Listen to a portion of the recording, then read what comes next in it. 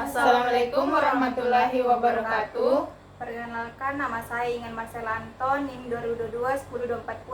Perkenalkan, nama saya Sisna Tamsil, NIM 2022-10027.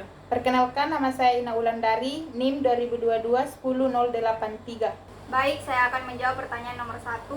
Bagaimana laporan keuangan dapat membantu manajemen, investor, dan kreditor dalam pengambilan keputusan bisnis? Jelaskan dengan contoh. Laporan keuangan memberikan informasi tentang kondisi keuangan perusahaan yang membantu pihak-pihak seperti manajemen, investor, dan kreditor untuk membuat keputusan. Manajemen menggunakan laporan keuangan untuk mengevaluasi kinerja perusahaan dan membuat keputusan strategis. Misalnya, jika laporan menunjukkan peningkatan biaya operasional, manajemen bisa mengambil langkah efisiensi biaya. Yang kedua itu investor, melihat laporan keuangan, terutama laporan laba rugi dan neraca, untuk menilai apakah perusahaan layak untuk diinvestasikan.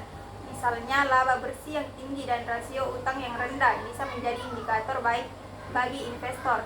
Yang ketiga itu kreditor, menggunakan laporan untuk menilai risiko kredit. Misalnya, dari laporan arus kas, kreditor bisa melihat apakah perusahaan mampu membayar utangnya tepat waktu. Baik, saya akan menjawab pertanyaan dari nomor 2, yaitu uraikan peran masing-masing dari ketiga laporan keuangan utama, yaitu neraca, laporan laba rugi, dan laporan arus kas. Dalam analisis kondisi keuangan perusahaan, bagaimana ketiga laporan ini saling melengkapi dalam memberikan gambaran menyeluruh tentang kinerja keuangan perusahaan. Berikan contoh sederhana untuk setiap laporan. Neraca menunjukkan posisi keuangan perusahaan pada suatu waktu tertentu dengan menampilkan aset, liabilitas, dan ekuitas pemegang saham. Contohnya, jika aset perusahaan lebih besar dari liabilitasnya, ini menunjukkan perusahaan dalam kondisi yang sehat. Kedua, laporan laba rugi menunjukkan kinerja perusahaan selama periode tertentu dengan merinci pendapatan dan biaya untuk mengetahui laba atau rugi bersih. Contoh, jika mendapatkan lebih besar dari beban, perusahaan menghasilkan laba. Ketiga, laporan arus kas menunjukkan arus masuk dan keluar kas perusahaan selama periode tertentu.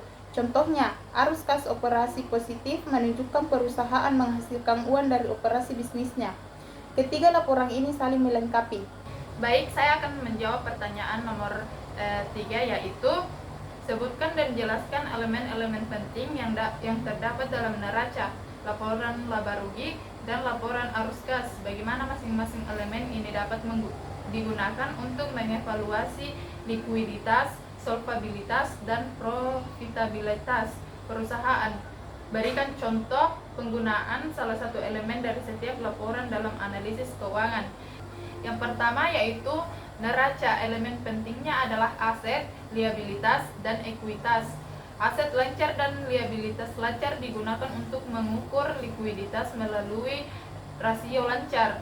Contohnya yaitu rasio lancar yang lebih besar dari 1 menunjukkan likuiditas yang baik. Yang kedua, laporan laba rugi. Elemen penting adalah pendapatan, beban, dan laba bersih.